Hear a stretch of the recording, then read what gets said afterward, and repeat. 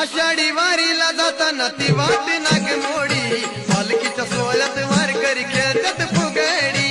आषाढी वारीला जाताना ती वाट नागमोडी पालखीच्या सोहळ्यात वारकरी खेळतात फुगडी।